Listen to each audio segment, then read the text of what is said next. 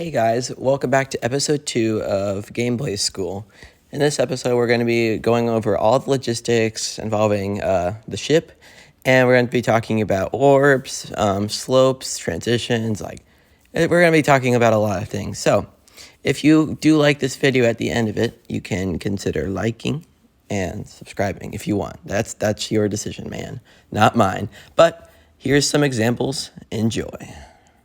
Guys, here are the examples for ship gameplay.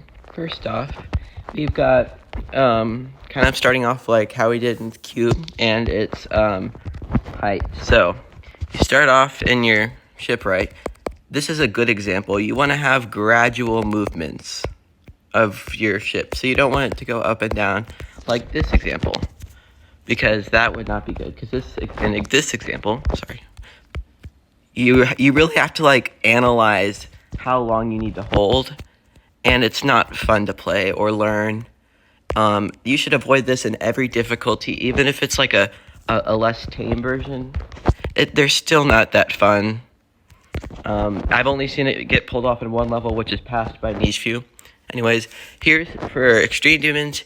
You want to make sure, like in this example, that if you're wanting to do a lot of really hard flying, you want to make sure it goes up and down, because people don't want to play it just a straight thing. So you want to make sure that you can go up and down a little bit and have a little bit of variation in there. So that's the right example, and this is the wrong example, making straight fly. I know a lot of you probably know that, but for layouts, it's not a good idea. Even if you're trying to sync it, it's not fun, to be just frank with you. For orbs, this is a very commonly misused mechanic in the game, especially with ship. You want to make sure, like in this example, maybe I should play test that, but you want to make sure that your orb movements are few and far between, and that was a lot of orb at once. But depending on how your style is, you should really be careful with how you use your orbs. You want to make sure that it's swoopy movements, and that it's not choppy like this one. Like, I've seen people try to make this a sync thing, and it's just like, well, might as well just make it with Cube, or UFO. In UFO, it's not a good thing either. So you just really gotta be careful on orbs. If you want help on that, then you can DM me it, and I'll give you feedback. All right.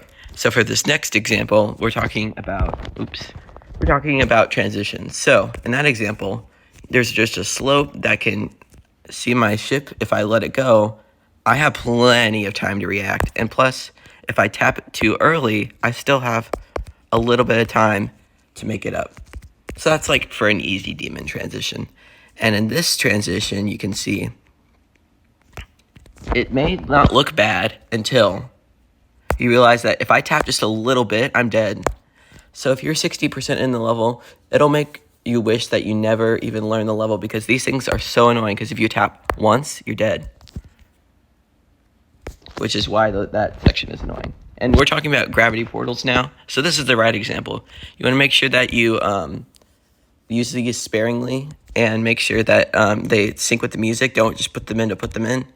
And make sure that the player has plenty of time to react if they don't go in the right section of the portal, because if you go on the outside sections of the portal, it's way harder to control your ship. That's just something that happens with me. I don't know if it happens with you. So but if I go in the middle, then I'm way more confident about my transitions.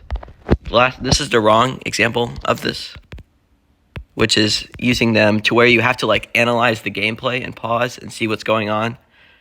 That's not fun. You have to go in a specific spot, and it's just a holding game, and it's not fun to play at all. So that pretty much wraps up all the ship gameplay examples I have for you guys. Now I'm going to show you an example of fun ship gameplay.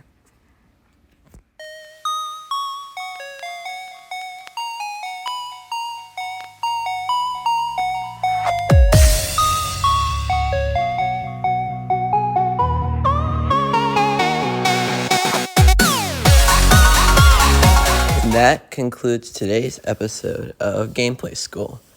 If you enjoyed, you can like and subscribe, and if you have any questions about anything in the video, or you're confused about something else that I didn't clarify in the video, feel free to send me a DM at Slookies hashtag 9392 on Discord.